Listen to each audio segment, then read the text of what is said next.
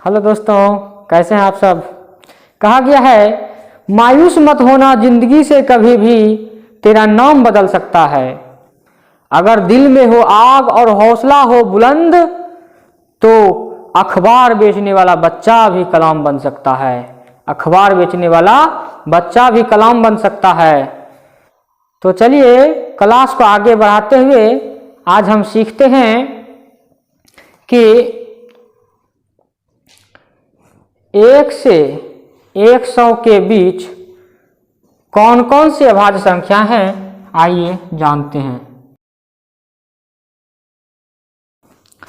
दोस्तों देखिए, सबसे पहला और छोटी अभाज्य संख्या है 2।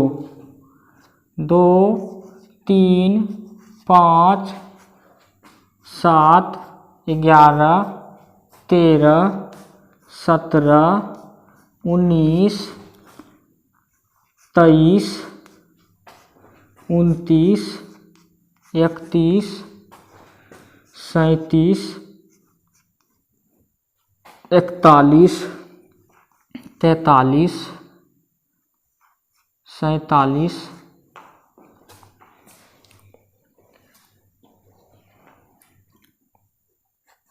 53, 59, 61, 67, 71, 73, 79, 83, 89, 97। गिनिए तो 1, 2, 3, 4, 5, 6, 7, 8, 9, 10, 11, 12, 13, 14, 15, 16, 17, 18, 19, 20, 21, 22, 23, 24, 25। 1 से 100 के बीच कुल कितने अभाज्य संख्या हुए? 25। कुल 25 अभाज्य संख्याएं हैं, जिसमें से देखते हैं कि 1 से 10 के बीच कुल 4 अभाज्य संख्याएं हैं और 11 से 20 के बीच 4 अभाज्य संख्याएं तथा 20 से 30 के बीच कुल 2 अभाज्य संख्याएं और 30 से 40 के बीच कुल 2 अभाज्य संख्याएं और 40 से 50 के बीच 3 अभाज्य संख्याएं और के बीच 2 अभाज्य संख्याएं 61 से 70 के बीच 2 अभाज्य संख्याएं और 70 से 80 के बीच 3 अभाज्य संख्याएं तथा 80 से 90 के बीच 2 अभाज्य संख्याएं और 90 से 100 के बीच 1 अभाज्य संख्याएं हैं। तो देखिए 4, 4, 2, 2,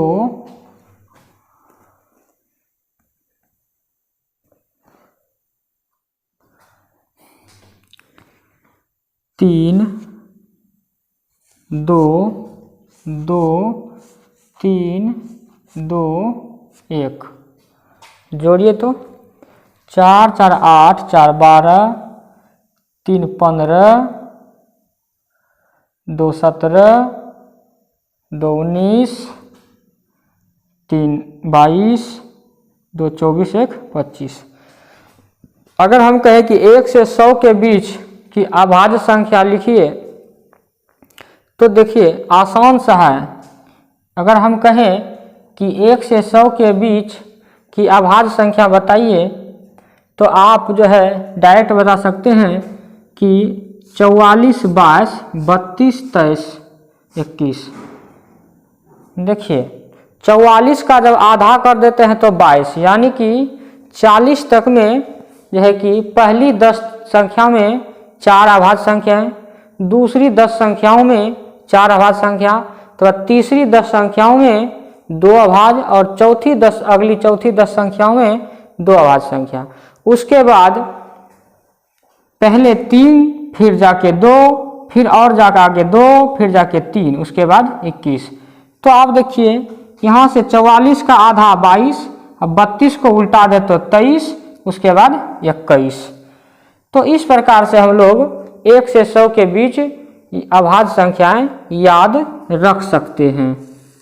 एक प्रकार से डिजिट वाइज हो गया। अगर आप इसको कर लेते हैं 44, 22, 32, 23, 21, तो अभाज्य संख्या आपको याद रखने में आसानी होगी। अभाज्य संख्या से कुछ सवाल निकल के आएगा जो कि हमें सॉल्व करना है चुटकियों में। तो कैसे जवाब देंगे? क्वेश्चन रहेगा कि 20 से 40 के बीच कुल कितने अभाज्य संख्या हैं? अभाज्य संख्याएं हैं।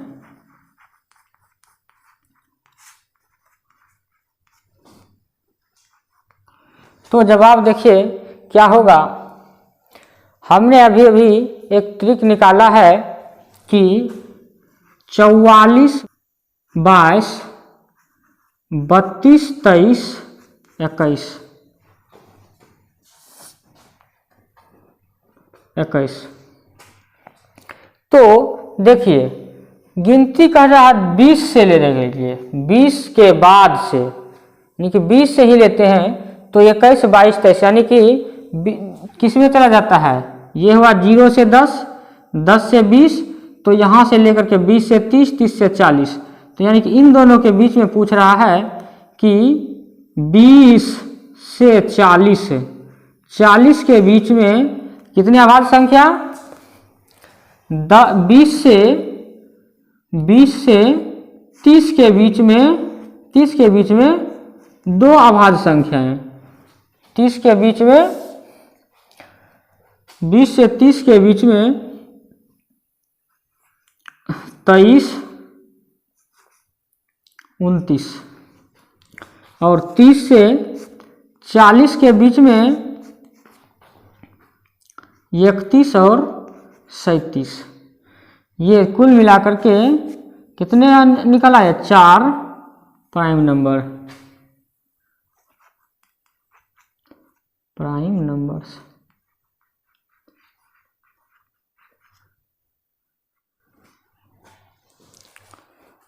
तो इस प्रकार से इतना करने का जरूरत नहीं पड़ेगा, केवल समझाने के लिए हमने इतना किया है। आपको डायरेक्ट वह फॉर्मूला से, उस सूत्र से पता चल जाएगा कि 20 से 30 के बीच 2 और प्लस 30 से 40 के बीच 2, तो कुल मिलाकर के 4 प्राइम नंबर। आशा है समझ गए होंगे। 20 से 30 के बीच में कुल कितनी अभाज्य संख्याएं हैं? तो या तो आप ट्रिक से निकाल लीजिए या आप को याद होए तो वह लिख दीजिए। ट्रिक से कैसे निकाल सकते हैं? ट्रिक क्या है?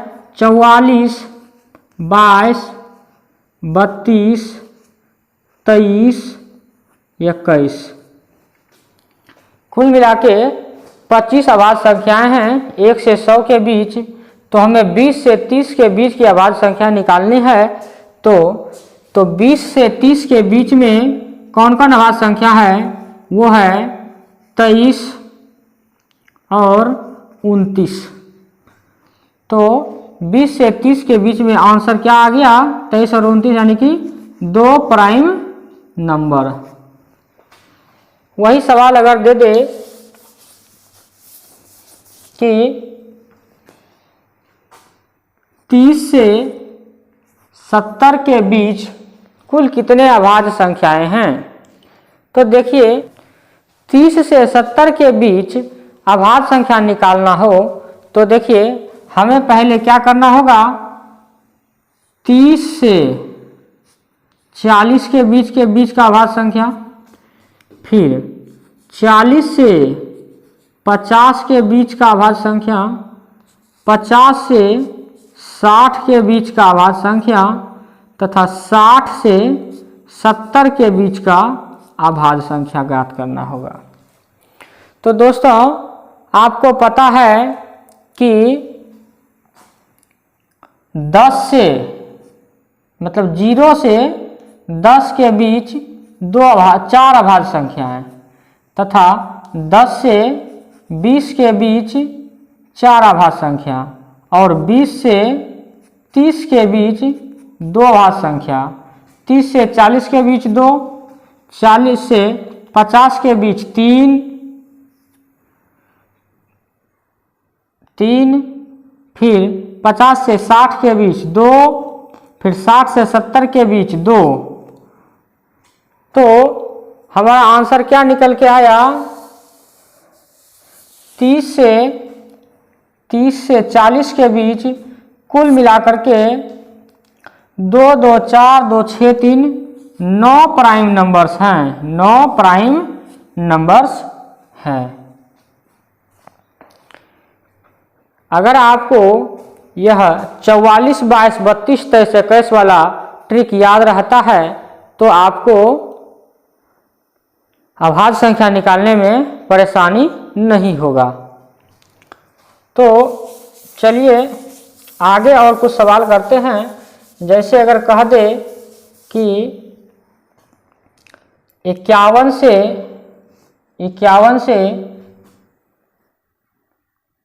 85 के बीच कुल कितने अभाज्य संख्याएं हैं? तो दोस्तों देखिए 51 से लेकर के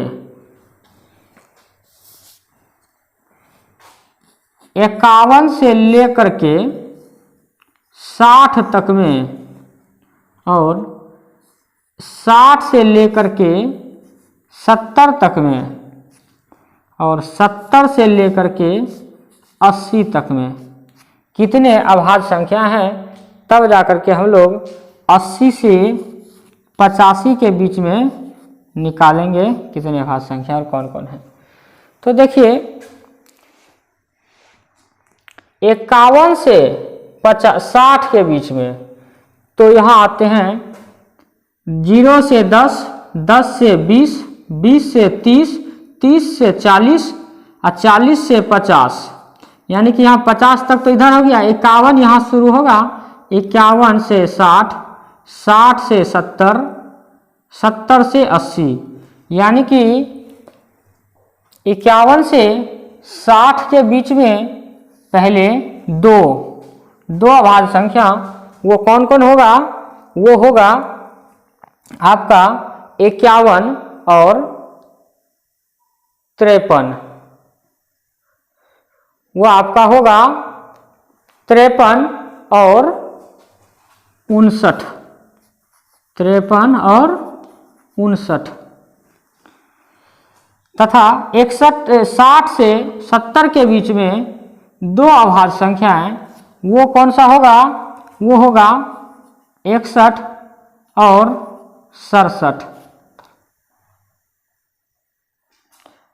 और 70 से 80 के बीच में 3 अभाज्य संख्याएं, 3 अभाज्य संख्याएं कौन कौन है? वो होगा 71, 73 और 79। और 80 से 85 के बीच में, 80 से 85 के बीच में कौन कौन अभाज्य संख्या रहा होगा? तो 80 से 85 के बीच में देखिए एक 83 ही है और आगे तो 85 तक ही जाना है, 85 तक में 83 ही है। तो यहाँ 80 से 85 से बीच में एक अभाज्य संख्या कौन? वो हो गया 83। तो कुल मिला के कितने अभाज्य संख्या हो गए? 2, 2, 4, 4, 8। तो आंसर हमारा निकल के आया कि 51 से 85 के बीच कुल 8 अभाज्य संख्याएं हैं। आशा है समझ में आ रहा है। तो आप लाइक का बटन जरूर दबाइए, अपने दोस्त में शेयर कर दीजिए वीडियो को, ताकि आपका दोस्त भी इस अमूल्य चीज से वंचित न रह जाए। और आपके लाइक से मेरा मोटिवेशन होता है और हम मोटिवेट होते हैं, हमें भी अच्छे अच्छे वीडियो लाने का दिल करता है। और अपने दोस्त में भी शेयर कर दीजिए। नेक्स्ट क्वेश्चन में चलते हैं। कहता है कि 55 से 90 के बीच कुल कितने अभाज्य संख्याएं हैं। 55 से 90 के बीच कुल कितनी अभाज्य संख्याएं हैं। तो आइए देखते हैं कि 50 से 60 के बीच 50 से 60 के बीच कितने अभाज्य संख्याएं हैं। तो है 51, 53 और 59। हमें चाहिए 55 से 90 के बीच, तो हम यहाँ अब क्या लिखेंगे 55। 55 से आते हैं तो हमें एक ही अभाज्य संख्या मिलता है 55 से 60 के बीच 59। उसके बाद 60 से 70 के बीच 60 से 70 के बीच दो अभाज्य संख्याएं हैं, वो है 61 और 67। 70 से 80 के बीच भी दो ही अभाज्य संख्याएं हैं, नहीं तीन अभाज्य संख्याएं हैं, वो है 71, 73 और 79 तथा 80 से 90 के बीच कुल दो अभाज्य संख्याएं हैं। वो दो अभाज्य संख्या कौन कौन हैं, वो है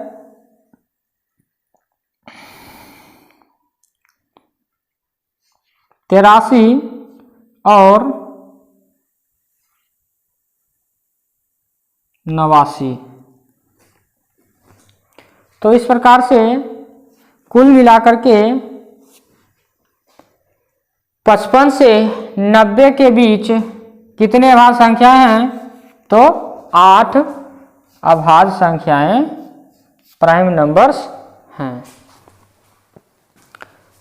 अगर आप छोटा सा ये ट्रिक याद रख लेते हैं ना, तो आपको अभाज्य संख्या निकालने में कभी भी परेशानी नहीं होगी।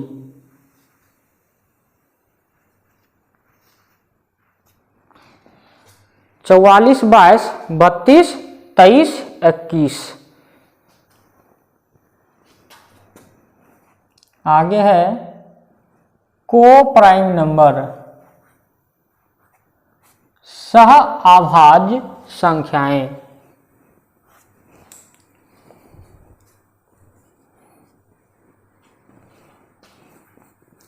दो वैसी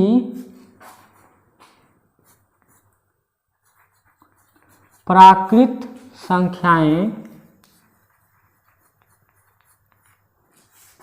जिनका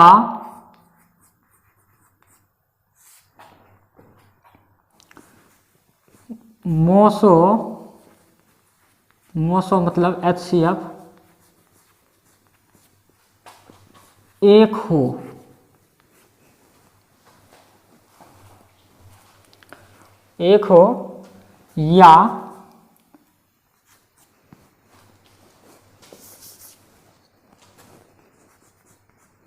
या दोनों संख्याओं का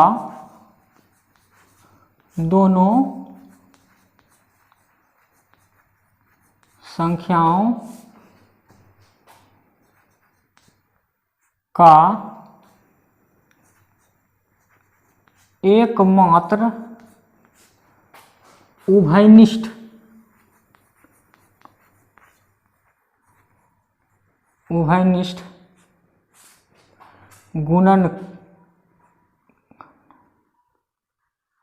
गुणनखंड एक हो।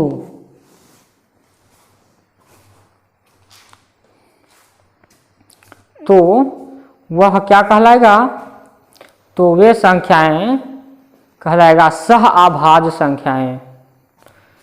दोस्तों आभाज्य संख्या में दोनों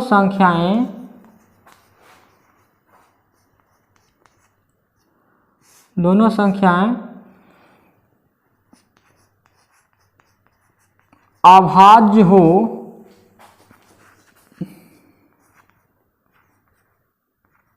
ऐसी कोई जरूरी नहीं है, कोई जरूरी नहीं है।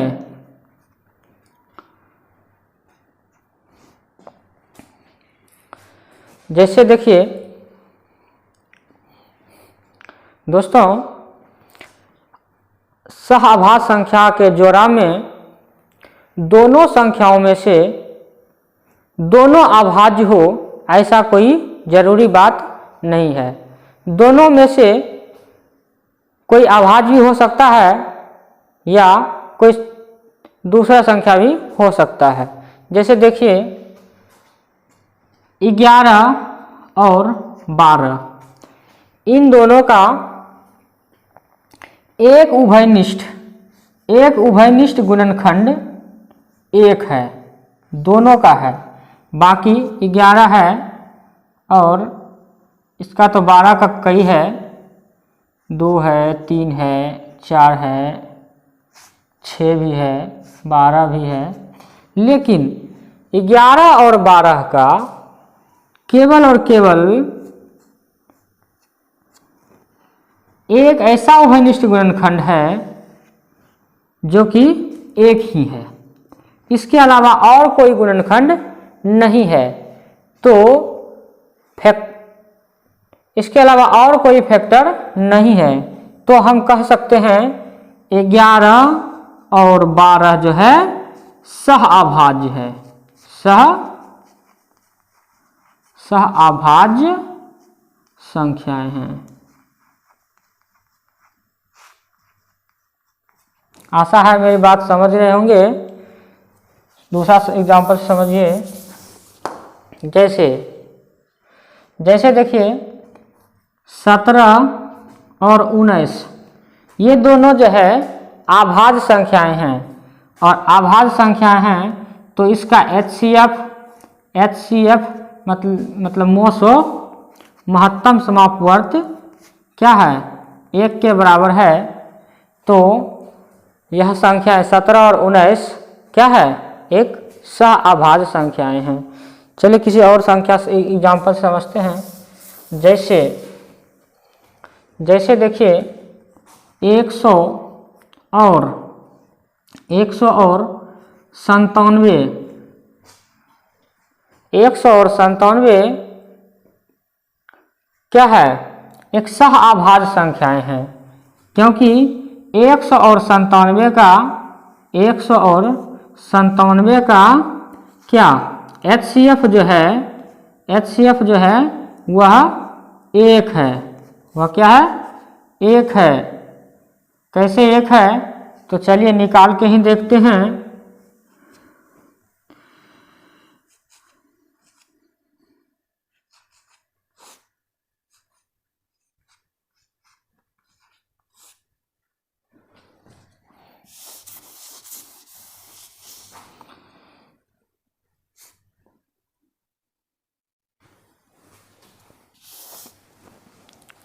एक 100 और 97 का HCF कितना है, चलिए निकाल के देखते हैं।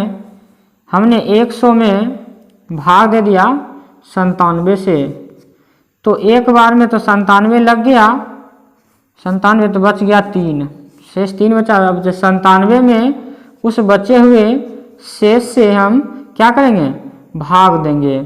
तो देखिए 32 या 96 खाता है।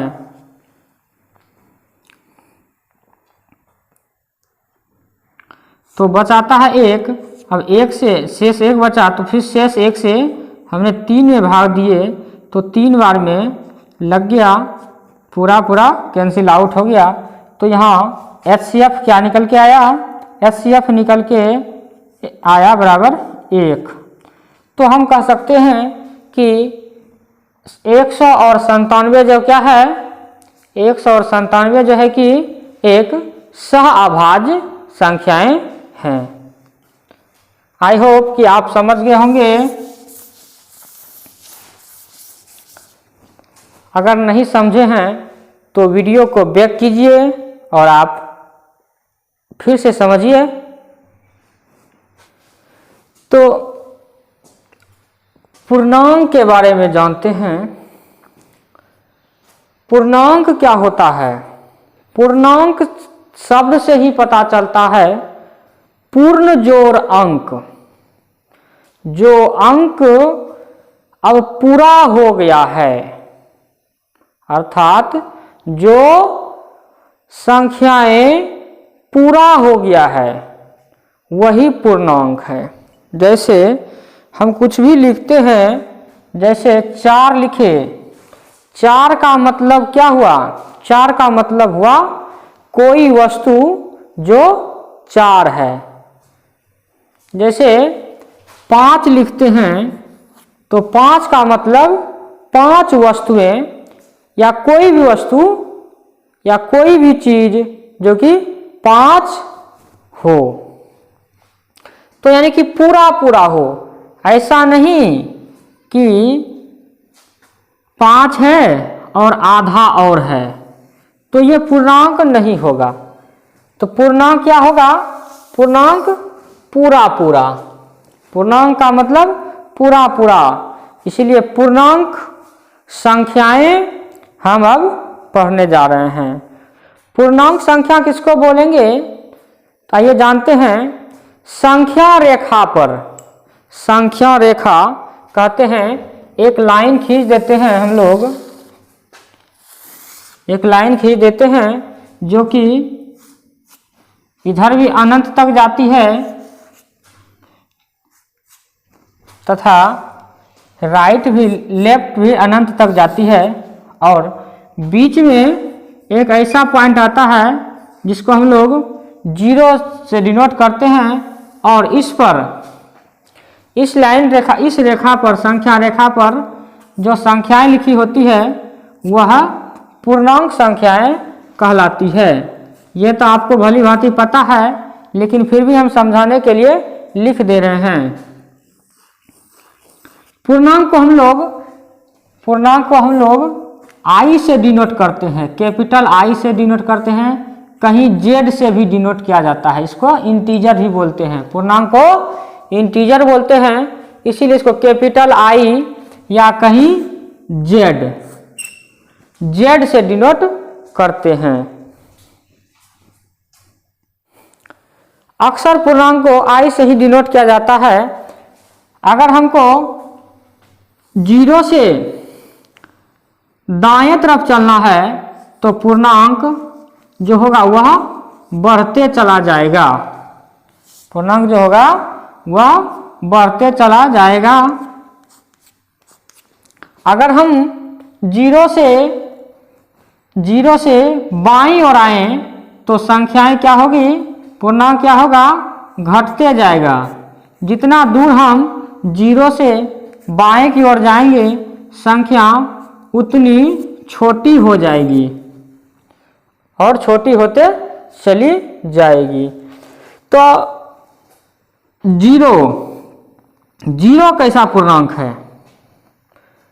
देखिए 0 से अगर हम बाएं चलते हैं, दाएं चलते हैं, 0 से, देखिए 0 से अगर हम दाएं चलते हैं तो 0 से दाएं वाले पूर्णांक को धनात्मक पूर्णांक, जिसको कि i प्लस से दिखाया जाता है,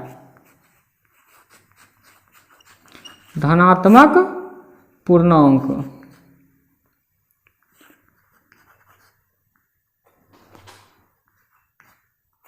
धनात्मक पूर्णांक जिसको कि हम लोग क्या बोलते हैं? Positive integer. Positive integer. तथा 0 से अगर हम लेफ्ट की ओर चलते हैं तो इसको हम बोलते हैं नेगेटिव इंटीजर। नेगेटिव इंटीजर यानी कि आई माइनस। आई होप कि समझ गए होंगे। अगर नहीं समझे हैं तो वीडियो को पीछे कीजिए और फिर से समझिए। तब तक में एक लाइक का बटन भी दबा दीजिए और वीडियो को दोस्तों में शेयर भी कर दीजिए। अगर हम ये कहें कि बताइए जीरो, जीरो जिसको हम लोग शून्य बोलते हैं, क्या बोलते हैं? शून्य बोलते हैं, और अंग्रेजी में जीरो बोलते हैं। जीरो, जीरो जो है ना तो नेगेटिव इंटीजर है और ना तो नेगेटिव इंटीजर है और ना ही पॉजिटिव इंटीजर है। तो जीरो कैसा इंटीजर है, यानी जीरो कैसा पूर्णांक है? जीरो एक उदासीन पूर्णांक है। कैसा पूर्णांक है? उदासीन पूर्णांक, न्यूट्रल नंबर। जीरो कैसा पूर्णांक है? न्यूट्रल नंबर, यानी कि न्यूट्रल इंटीजर है। इस बात को याद रखिएगा, आगे काम देगा। दोस्तों यहाँ से एक जीके का सवाल भी बनता है कि शून्य की खोज किसने किया था और वह आदमी कहाँ का था जिसने शून्य का खोज किया था। तो ये क्वेश्चन हम आपके लिए छोड़ जाते हैं और आप खुद पता कीजिएगा और अपना जीके मजबूत कीजिएगा। अगर आपसे ना हो तो फिर से कमेंट बॉक्स में कमेंट कीजिएगा, तब हम आपके सवाल का जवाब देंगे। दोस्तों आइए जानते हैं परिमेय संख्या को। परिमेय संख्या किसे कहेंगे?